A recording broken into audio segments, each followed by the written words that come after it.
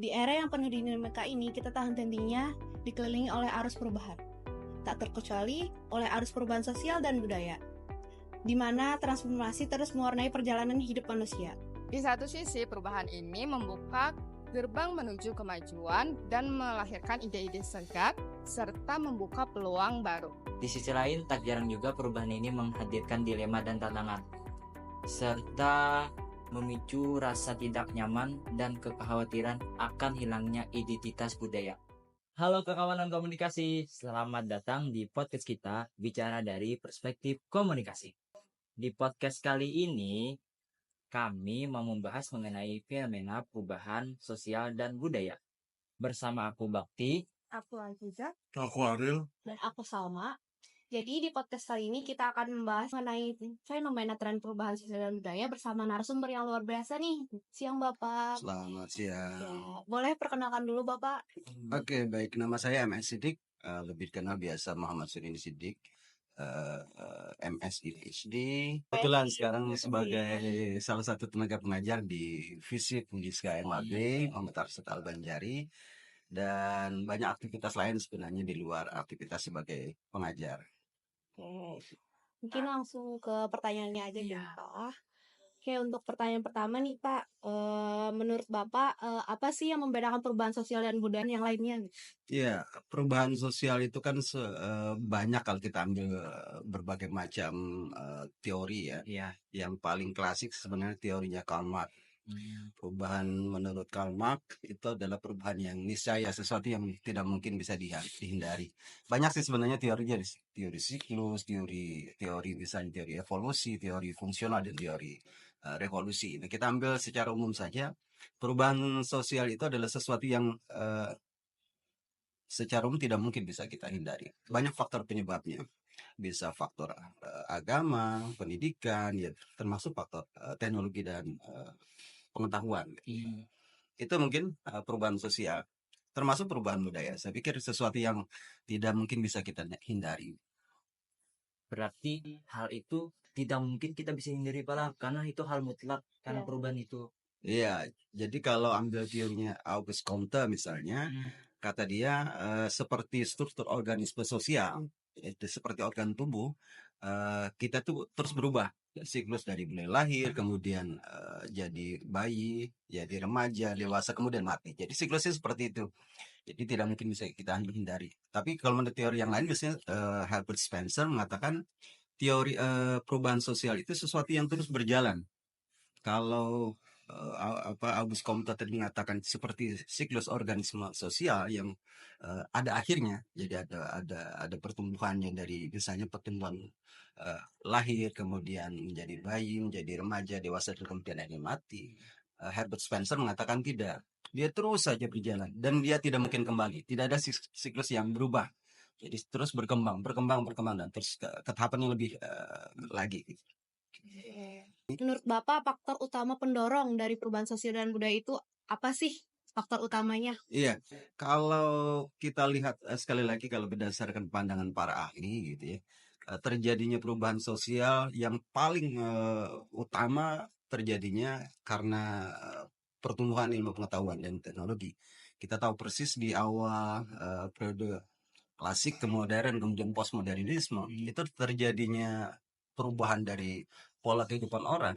Dari tadinya tuan tanah, pemilik tanah, tuan tanah, kemudian menjadi kelompok berjuis, dan terjadi perbedaan antara kelompok berjuis artinya orang-orang yang punya modal, kemudian ada kelompok buruh atau pekerja. Itu kan karena faktor teknologi, penguasaan terhadap teknologi. Jadi kalau diadaptasi ke kondisi sekarang misalnya, terjadi perubahan karena memang adanya perkembangan ilmu pengetahuan dan teknologi. Bisa kita lihat biasanya yang dulu teknologi komunikasi jarak jauh dan jarak dekat itu tidak menggunakan alat, sekarang menggunakan alat bermedia, dan semuanya menjadi konvergen di dalam di tangan kita gitu, menggunakan teknologi seluler misalnya.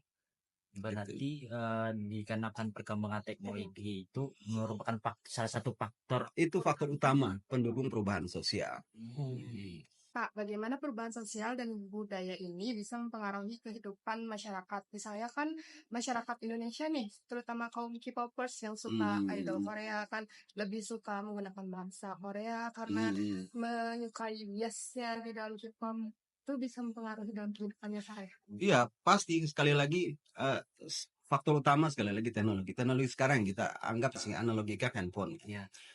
Terjadinya perubahan perilaku budaya masyarakat, termasuk anak muda yang tadinya mungkin tidak kenal budaya Korea gitu ya, atau budaya Jepang misalnya, atau budaya Barat yang lainnya. Sekarang itu jadi berpengaruh kan.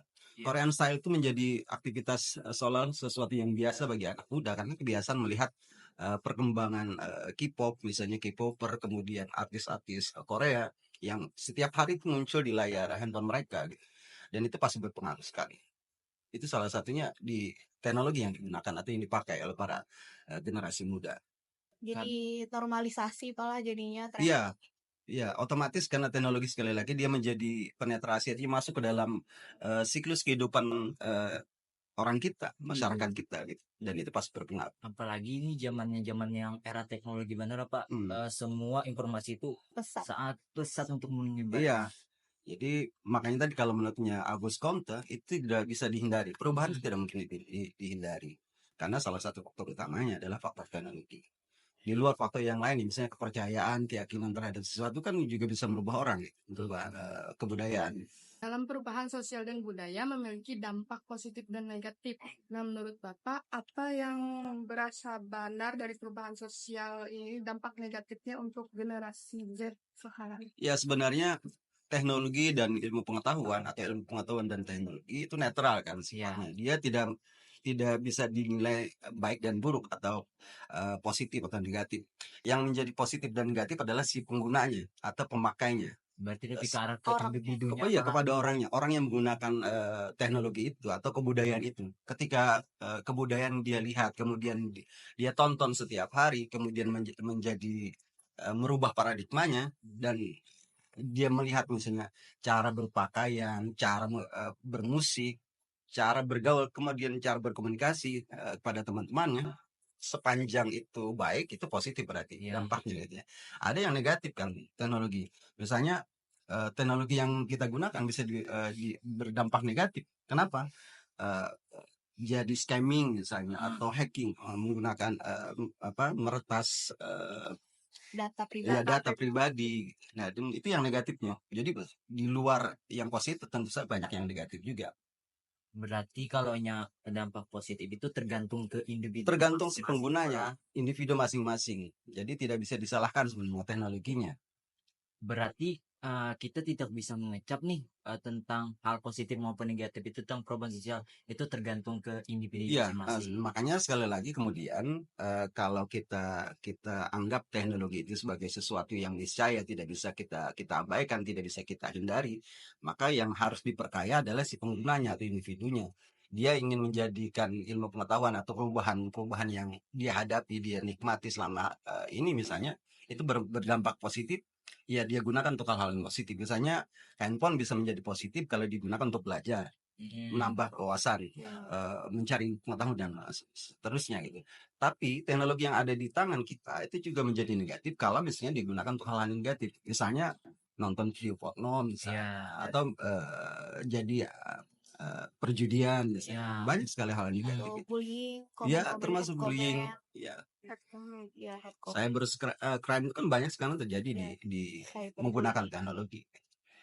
Jadi sangat tergantung pada individu masing-masing. Berarti bijak-bijaklah dalam menggunakan teknologi. Betul. Ya. Lanjut.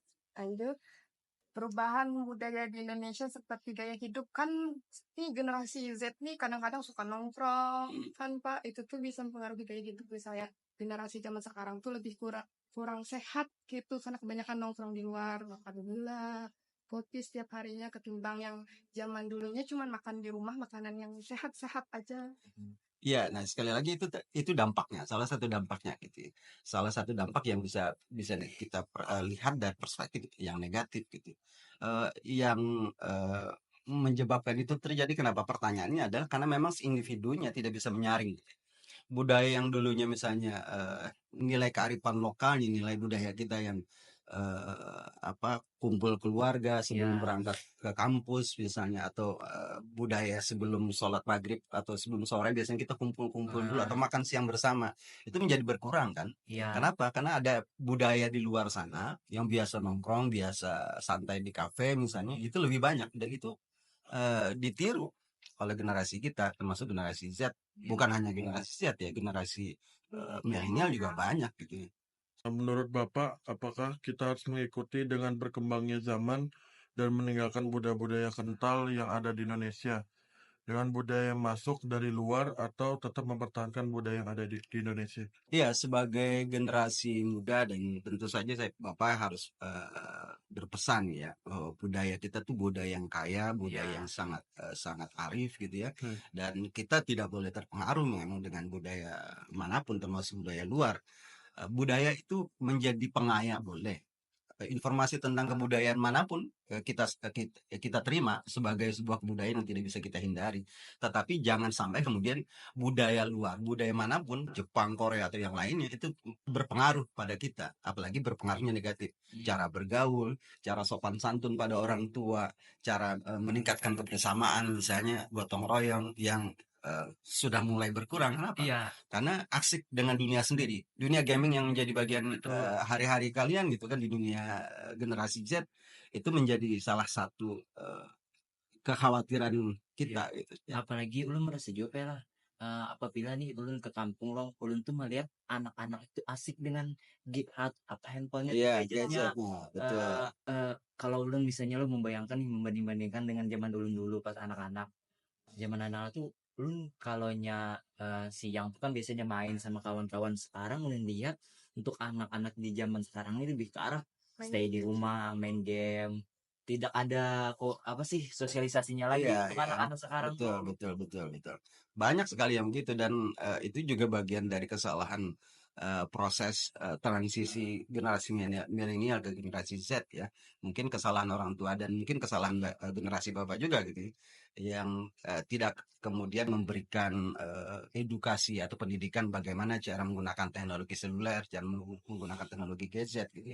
Ada dampak negatif yang harus diwaspadai ya. Salah satunya tadi pola cara bermain gitu, interaksi dengan lingkungan gitu kan, gitu. Oh, berarti Pak, untuk itu tuh apakah kita tuh harus menolak tuh budaya luar itu masuk ke Indonesia, atau membiarkan aja tapi dengan cara memfilter budaya-budaya itu? Iya, menolak mungkin sesuatu yang mustahil, karena itu menjadi bagian dari cara kita bergaul dengan dunia gitu. Apalagi dengan teknologi yang sekarang. Apalagi dengan teknologi yang sekarang ada di tangan kita masing-masing. Cara yang terbaik adalah kemudian mengadaptasinya dan kemudian memperkuat nilai-nilai kebudayaan kita. Gitu. Jadi mempertemuh kebudayaan lokal kita, kebudayaan nasional kita, jangan sampai kemudian hilang. Kita tahu sendiri ya, mungkin kita ya orang-orang Banjar mungkin kehilangan identitas dengan cara berbahasa. Seberapa banyak sih yang pergaulan di antara kita misalnya masih menggunakan bahasa Banjar misalnya sebagai identitas lokal. Jadi jangan biarkan budaya luar itu terus budaya yang ada di lingkungan kita ya guys ya. Harus memfilternya dengan baik. Bisa memfilter dengan baik-baik mungkin. Oke, lanjut. Khususnya Pak, faktor apa saja menurut Bapak yang berpengaruh dalam perubahan sosial dan budaya pada daerah ini? Iya, kalau kita ya masyarakat Kalimantan, Bapak tahu persis dulu waktu misalnya jadi perantau sekolah di beberapa daerah di luar Kalimantan, bahkan sampai beberapa daerah di luar negeri. Ada kebanggaan tersendiri ketika menyebut nama daerah misalnya Kalimantan Selatan atau Banjarmasin. Orang lalu berasumsi, oh Banjarmasin itu agamis ya. Nilai artinya apa? Ada identitas, ada nilai, ada value yang orang lain lihat di kebudayaan masyarakat kita orang Kalimantan gitu. Yang pertama misalnya budaya yang sangat agamis, itu juga sangat berpengaruh dan menjadi citra tertentu bagi masyarakat kita, dan itu tentu harus dipertahankan. Dan apakah itu berpengaruh pada masyarakat kita? Tentu saja. Artinya orang luar saja mencitrakan kita masyarakat yang agamis gitu ya. Jangan sampai kemudian kita menodai nilai-nilai itu atau citra itu.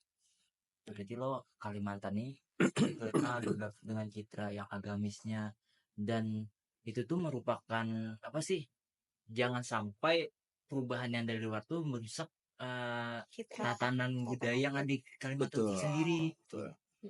Nah, kita lanjut Pak ke pertanyaan selanjutnya nih. Pertanyaan mengenai sisi pendidikan nih. Kan dalam perubahan sosial itu, pendidikan sangat berperan penting menghadapi perubahan tersebut. Nah, bagaimana cara pendidikan menurut Bapak nih menghadapi perubahan tersebut dan jenis pendidikan apa yang diberikan oleh masyarakat menurut Bapak? Ya, kalau sangat situasional ya. Kalau dalam kondisi sekarang, apalagi misalnya tadi Bapak sudah sebutkan masyarakat kita adalah dicitrakan masyarakat yang sangat agamis. Ya, Untuk menetralisir atau memfilter budaya-budaya yang mungkin saja tidak sejalan dengan nilai budaya kita atau berpengaruh negatif, misalnya budaya Barat, misalnya cara bergaul, cara sopan santun, atau budaya Jepang, budaya Korea yang tentu saja ada sebagian yang memang ada irisan kesamaan budaya, tapi ada banyak sekali nilai-nilai yang tidak bisa sama atau tidak bisa menjadi bagian dari kehidupan kebudayaan kita, dan itu harus dinetralisir. Maka pendidikan yang paling penting menurut Bapak adalah pendidikan agama. Pendidikan agama itu menjadi sangat penting karena disitulah nilai kita. Di luar pendidikan tentu saja memperkaya wawasan kita. Wawasan kita juga kan kalau kita punya nilai-nilai kebudayaan lokal, tapi juga wawasan kita bukan hanya wawasan lokal, kita juga harus wawasan regional, wawasan internasional. Gitu. Wawasannya kita harus wawasan dunia. Apalagi dunia sekarang kan ada di genggaman kita. Kenapa tidak? Jadi memahami budaya bangsa lain, budaya daerah lain itu sebagai penguat gitu, identitas kebudayaan kita. sebagai wawasan kita lah Pak. Betul, jadi sebagai wawasan kita. Tapi jangan sampai mengesampingkan budaya yang ada. Budaya yang sudah kita berurat berakar di masyarakat kita gitu. Berarti lebih memperkuat lagi di sisi agamanya. Sisi kalau agama. pendidikan. Karena di sana tuh Perluas wawasan. semua itu mencakup di agama kayak etika segala Betul, macam tuh. betul.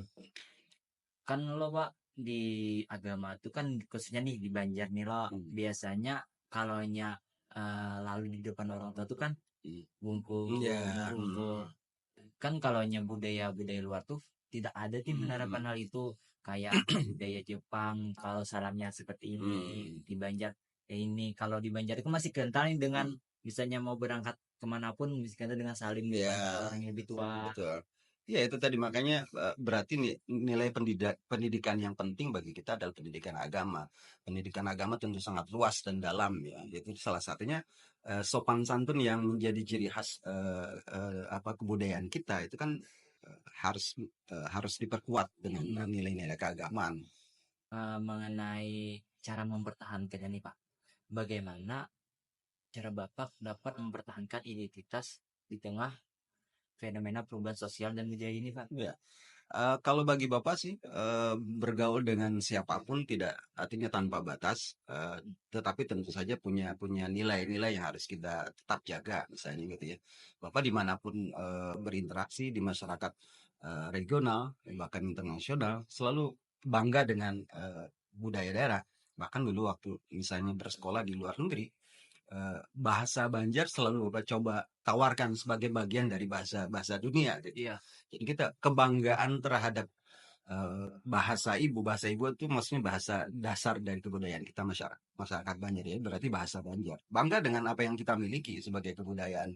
Itu yang kemudian bisa memfilter sekaligus bahwa kita punya identitas dasar gitu dibanding bersama dengan budaya lain di dunia. Berarti lo jangan pernah malu dengan identitas jangan supan dengan budaya kita seorang. Kenapa harus supan dengan bahasa Banjar gitu. Berarti kalaunya kita sudah berani nih menyuarakan tentang kita ini memiliki identitas pribadi dan itu tuh menjadi hal unik yang dikatakan orang. Betul. Jadi seragam tidak selamanya bagus gitu ya. Justru karena kita berbeda itulah kita kemudian menjadi unik, menjadi bisa melihat perbedaan, menjadi melihat keunikan masing-masing daerah, masing-masing budaya kita kemudian harus kita tunjukkan pada orang lain, pada budaya lain, pada bangsa lain. Pertanyaan terakhir kita nih Pak, mengenai pesan menurut Bapak bagaimana masa depan masyarakat kita terkait dengan fenomena perubahan sosial dan budaya ini, serta berikan alasan untuk mencapai keseimbangan antara modernisasi dan pelestarian nilai-nilai sosial dan budaya. Ya, kalau pesan Bapak sih sebenarnya sekali lagi perkuat identitas lokal, kemudian perkaya wawasan. Jangan seperti katak dalam tempurung. Kita boleh punya identitas lokal, keunikan karakteristik dasar kita sebagai masyarakat daerah misalnya, jangan jangan malu dengan itu. Tetapi kemudian tidak berhenti sampai di situ, memperkaya wawasan, menambah pengetahuan, bahkan kemudian kalau kita kembali ke nilai-nilai agama, kita diajarkan untuk menuntut ilmu sejauh-jauhnya, bahkan sampai ke negeri Cina. Memperkaya wawasan itu artinya jangan sampai kemudian kita kehilangan informasi tentang perkembangan, perubahan di budaya lain, di bangsa lain. Gitu. Sehingga dengan demikian kita tetap punya identitas lokal, tetapi dengan wawasan dan cakrawala berpikir global, sehingga tidak pernah merasa tertinggal dengan perubahan. Berarti kita tuh jangan sampai apatis dengan wawasan-wawasan yang itu. Berantu misalnya nih Pak, kan ada nih beberapa orang yang aku sampai di sini aja nih untuk melaksanakan pendidikan.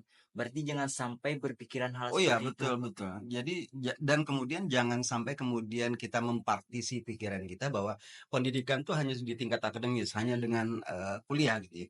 Bapak sudah ada 3 gelar doktor dan Bapak terus belajar. Jadi jangan pernah berhenti belajar. Jangan pernah bosan belajar. Ya. Oke. Betul. Nah, Kakawanan Komunikasi itu tadi sedikit bincang antara kita bersama Pak Sidik. Semoga perbincangan ini bisa bermanfaat bagi kita semua dan thank you yang sudah dengerin dari awal sampai akhir. Sampai jumpa lagi di podcast selanjutnya. Bye bye.